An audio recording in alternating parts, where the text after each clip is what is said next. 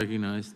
I was taken aback as I was dealing with a personal matter in my office while watching the committee unfold at the statements by some of my colleagues on the other side of the aisle about how it was not possible or appropriate or it wouldn't happen, I can't remember the exact wording, for states to be able to take care of this particular problem. The gentlelady from Texas the gentlelady from Texas had an exact quote along the lines. Actually, if the gentleman yield, the state of Texas just unanimously passed active shooter alert and signed by Governor Abbott. Reclaiming my time. Great. My point is, the gentlelady from Texas was talking about the inability of states to carry out the law enforcement function. And the specific, as you literally said the quote, is why I got up out of my office and walked down here, as you literally said it. And my point is here we're talking about, federal spending, and the gentleman just said, well, Texas just passed this. Well, good for Texas, right? But we just act like there's this unlimited slush fund in this town to say we're going to go, there he goes again talking about spending. We're talking about, so $2 million, $50 million, $5 billion. Does it matter? Right, when we're $30.5 trillion in debt? My colleagues on the other side of the aisle, are you advocating defunding the police? That's who this is for. What I'm advocating for is allowing the police powers of the states to be able to do the job of the states, which is to police the states. Like, that's the whole point. My colleagues on the other side of the aisle, they go hide behind this and say, we're not defunding the police because you guys have some bill in here for a grant program, because the idea of the grant program is to then go micromanage what the states have to go do, because that's the purpose of what you want to do. You want to use the federal money, the power and the coercion of the federal government to go tell states what they must do. And you want to do it with borrowed money. You want to do it with printed money. Would the gentleman yield? Not just yet.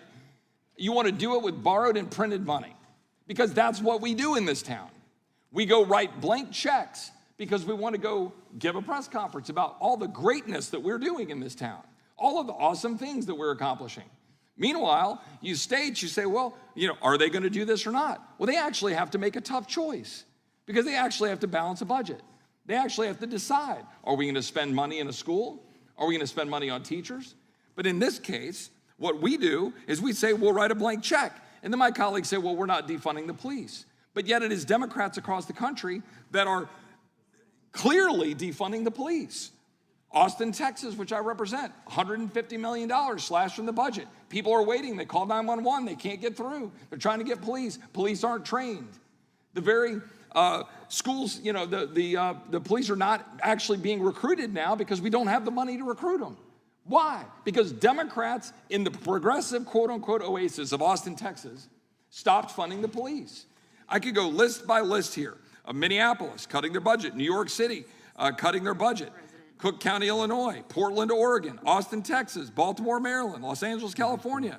Milwaukee, Philadelphia. All slashed their budget. Cut police budgets. And now my Democratic colleagues want to say, oh, in our infinite wisdom, we're going to go say, here is in our blank check, here's some more money for us to tell you what you have to do. Would the gentleman now yield? I will yield to the chairman briefly. Okay. Very briefly, 2 points. One, these are voluntary. They tell no local authority what to do. The authority can decide what to do for itself. And secondly, with respect to defunding the police, Republican-run cities spend $361 per resident on police. Democratic-run cities spend $498 per resident, at 38% more than Republicans. And reclaiming my time, that data does not reflect whether or not the adequate number of police or the appropriate level of police are on the streets for what that city needs. That's the whole point of federalism. That's the whole point of allowing people to decide what they want to do.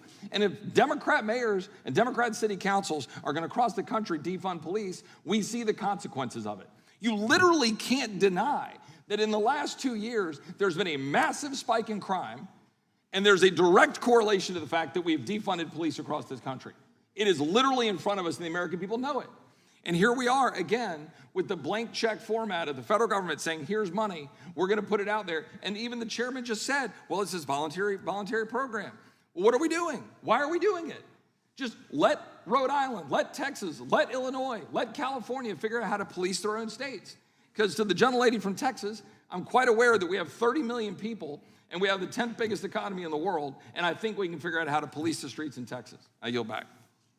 I'll recognize myself on the amendment. I'll be brief. I just want to point out a few things. Number one, the rate of murders in the U.S. has gone up at an alarming rate, but